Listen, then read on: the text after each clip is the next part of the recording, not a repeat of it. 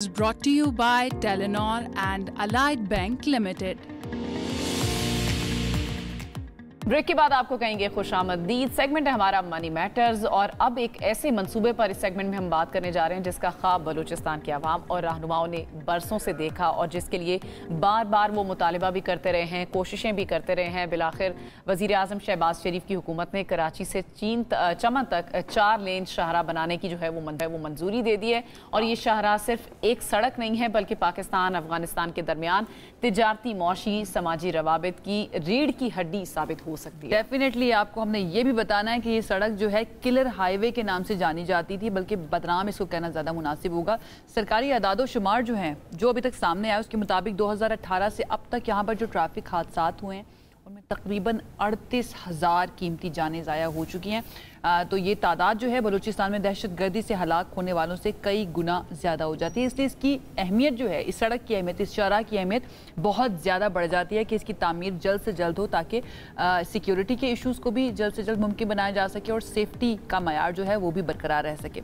मज़ीद इस बारे में जान लेते हैं, इसके खदोखाल क्या हैं। फरहान बुखारी साहब हमारे साथ मौजूद हैं, उनसे जानने पास क्या इन्फॉर्मेशन। फरहान साहब, थैंक यू सो मच हमें ज्वाइन करने के लिए। सबसे पहले तो मैं ये जानना चाहूँगी, इस शाहरा के बारे में आप ब्रेक में बता भी रहे थे, कुछ एक्सक्लूसिव आपके पास है, ज़रा बताइएगा क्या कब तक मुकम्मल होगी, कितना इसके ऊपर बजट होगा, कितनी लागत आएगी इसकी? ये कमर्शियल पॉइंट ऑफ व्यू से तिजारत के लिए बड़ी फ़ायदेमंद हो सकती है पाकिस्तान के लिए। अगर चमन तक सड़क जा रही है और चमन से आगे फिर कंधार तक का इलाका है, अफ़गानिस्तान का वो इलाका है, पाक अफ़गान ट्रेड का मामला है, तो ये सब चीज़ों के लिए बहुत अहम हो सकती है। फिर कराची से चमन तक ये रास्ता पाकिस्तान की आखिर सरहद के अंदर से गुज़रता है, अंदरूनी इलाके हैं, वहाँ पे नई इकनॉमिक एक्टिविटी शुरू हो सकती है। और जो आपने अपने इंट्रो में 38,000 अमवात का फिगर दिया, अफसोसनाक बात यह है कि ये ज़्यादा तादाद है बनिस्बत उन अफराद की, बेगुनाह लोग जो कि बलूचिस्तान में बेचारे तखरीबकारी की नज़र हुए। तो इसलिए किलर हाईवे इसका नाम, और बलूचिस्तान के कई सियासतदानों ने अरसा दराज से इसके ऊपर बार बार हुकूमत को, ख़ास तौर पे वफाकी हुकूमत से कहा है कि इसके ऊपर काम जितना जल्दी हो सके। देर आमद दुरुस्त आमद अब ये शुरू होने चली है। $1.5 अरब का प्रोजेक्ट है।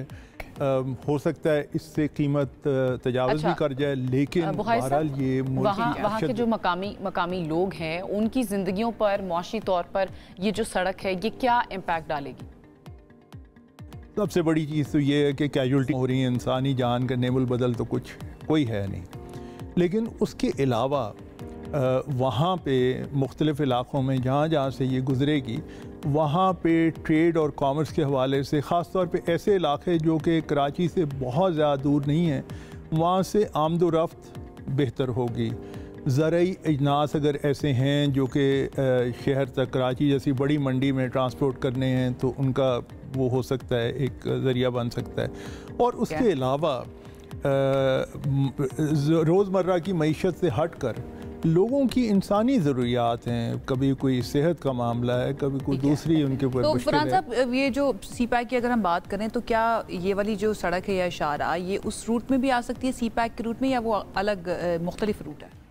अभी तक जो इतलात हैं उसमें CPEC का जिक्र नहीं हुआ, जो अखबारी इतलात हैं, लेकिन कोई बैद नहीं कि किसी मौके पे हो सकता है उसे CPEC से भी कनेक्ट कर लिया जाए। और अगर ऐसा हुआ तो मेरे ख़्याल में बहुत अच्छा होगा। और फिर पाकिस्तान ने हाल ही में कुछ पाकिस्तानी अफसरान ने यह भी अंदिया दिया है कि किसी मौके पे अफ़गानिस्तान को भी CPEC में शामिल किया जा सकता है। अगर ऐसा होता है तो बिस्मिल्लाह, अफ़गान भी हमारे भाई हैं, वो अगर भाई और बहनें हैं, अगर वो शामिल हो जाते हैं इस बड़े एक कमर्शियल इनिशिएटिव में, तो बहुत अच्छी बात है। अफ़गानिस्तान में गुर्बत बहुत ज़्यादा है, और अगर उसमें कोई तब्दीली आती, बेहतरी आती है। साहब, आप जिस तरह, हमने भी शुरू में बात की, आपने भी कहा कि इस सड़क को बनाने के पीछे बहुत सारे लोगों की कुर्बानियाँ भी हैं और इसको किलर हाईवे का नाम भी दिया गया है। ये कंप्लीट जो है वो कब तक हो जाएगी?